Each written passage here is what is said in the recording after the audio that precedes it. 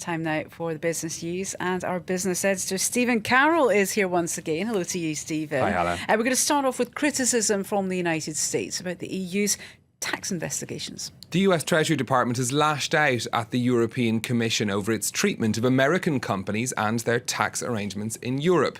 In a white paper, it accuses the Commission of acting like a supranational tax authority in the way that it's pursuing firms like Apple and Google to pay huge amounts in back taxes. It comes as the EU is set to announce the results of its probe into Apple's tax arrangements in Ireland. Clement Bonnereau has the details. Amazon, Apple, Google and Starbucks. These four American companies are all being investigated by European authorities for their tax arrangements with certain EU member states.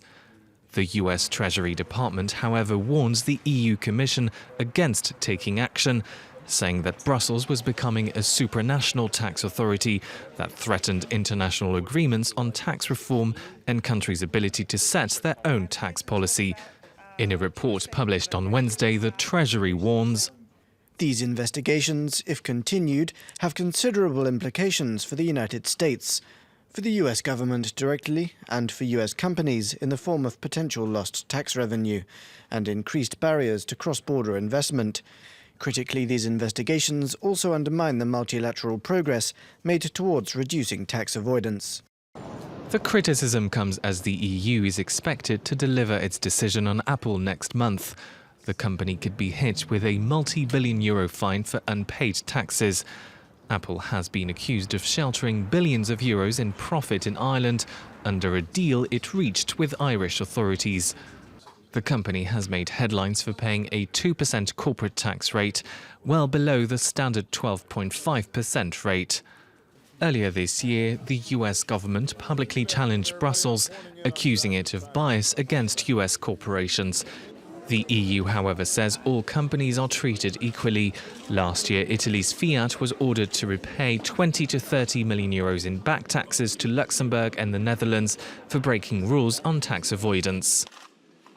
A quick look now at what's happening on the markets for you, and starting here in Europe. Shares starting the day down. London, Paris and Frankfurt all seeing falls. Mining companies leading the falls again today. They're being hurt by a stronger dollar, making their goods more expensive. Over in Asia, a mixed picture on the Asian markets. The Nikkei in Tokyo and the Shanghai Composite both seeing falls. The Kospi in Seoul just below the flat line, and the Hang Seng in Hong Kong seeing some small gains. Two more business headlines for you next. Paris' Charles de Gaulle Airport is to levy a tax of €1 on all passengers from next year. It's part of a plan to fund a new express metro line between the centre of Paris and the airport, which is north of the city.